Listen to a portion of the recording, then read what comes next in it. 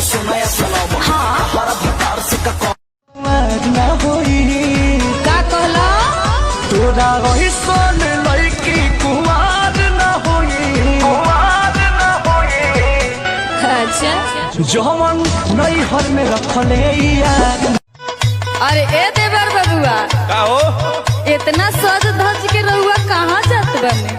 अरे जाने नहीं खूब जी हाँ। पढ़े जाता निकाले सिवली काले जाता तो नहीं रहुआ इतना सज धज के कॉलेज जाता नहीं तो हमरा तो न बुझाता कि रहुआ कॉलेज जात बने। ना तो कॉलेज जाता नहीं पढ़े ना अच्छा पढ़े जात बने। पढ़े हाँ अच्छा सुना तू ढेर पढ़ ले हुआ ना तो हाँ लोग कहत रह कि तोर टीटू जो देवर बाना वो बड़ा पढ़े में तेज बा। हम सोचनी कि अच्छा रुक आज उनकरा से एगो सवाल पूछत है। तो कौनो शक बकाए भौजी? अच्छा पूछब तो बता देबो ना? बिल्कुल बताई भौजी पूछा ना। ठीक बा बताओ हते के बतावा सुना कौन चीज आता औरत लगावे रोज मर्दा लगावे एक 12 ए देवरू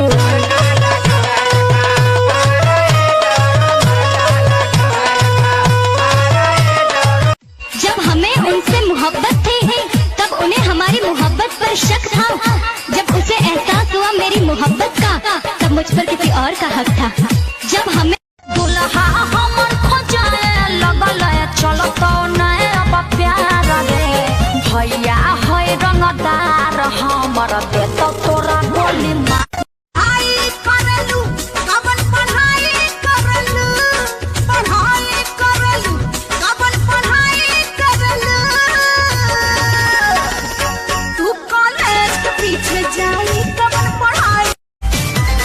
बुझेला ना मोरी परेशानी तू तो बहारा कटती हुई बचानी पालानी में जवानी रोवता हमरो पालानी में जवानी रोवता राजा हो पालानी में जवानी रोवता पिया बुझेला ना मोरी परेशानी तू तो बहारा कटती हुई बचानी छोटा सा एक दिल है तुम उसके जज्बात हो मैं तुम्हारे साथ हूँ जिंदगी भर तुम मेरे। इतना मेहनतिया तो रही बजे न करीला।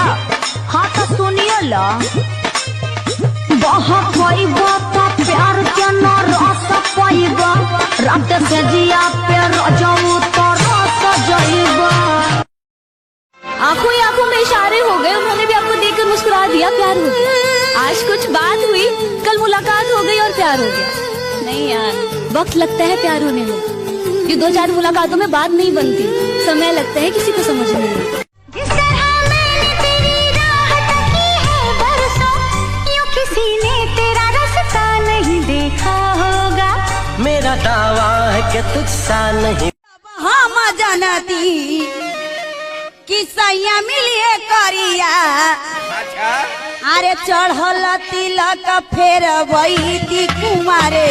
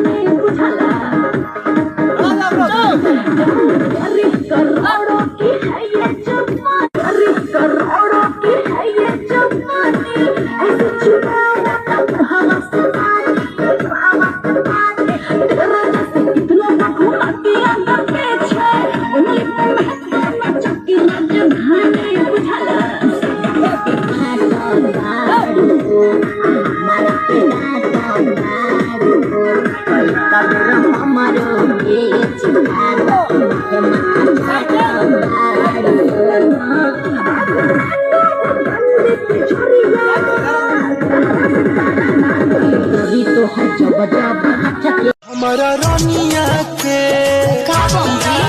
हमारा धनिया के अरे बोलिए हमारा धनिया के चूड़ी शंखा पोला से नूरावा ना दिहलू तो दिहल। मैं तो मुंबई शहर से आई हूँ यूपी बिहार में गर्मा मचाई हूँ बुझाइल मैं तो मुंबई शहर से आई हूँ यूपी बिहार में गर्मा मचाई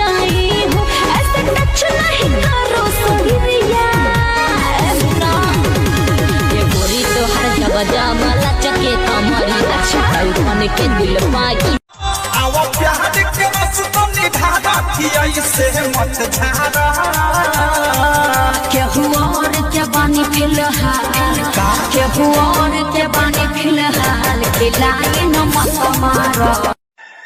जो आपके लिए रोता है ना उसे कभी मत छोड़ना, क्योंकि नसीब वालों को ही ऐसे चाहने वाले मिलते हैं।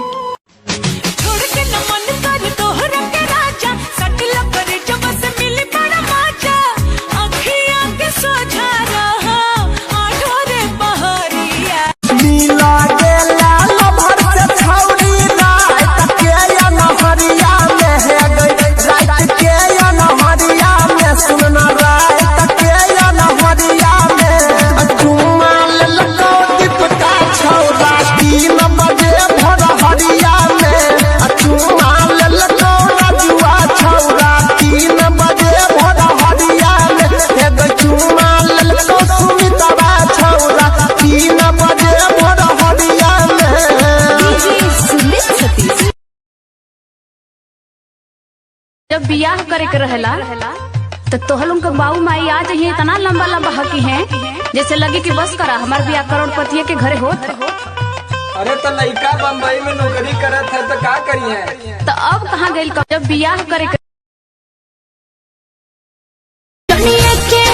के देखो रुको ऐसे नानी रेखा काहे बाबू बड़ा परेशान रे ककरी के भतिया नियन मिठी तोरी बतिया रे मोहनी मुरतिया मारे जाना रे गोरी रे ककरी के भतिया नियन मिठी तोरी बतिया रे मोहनी मुरतिया मारे जाना रे।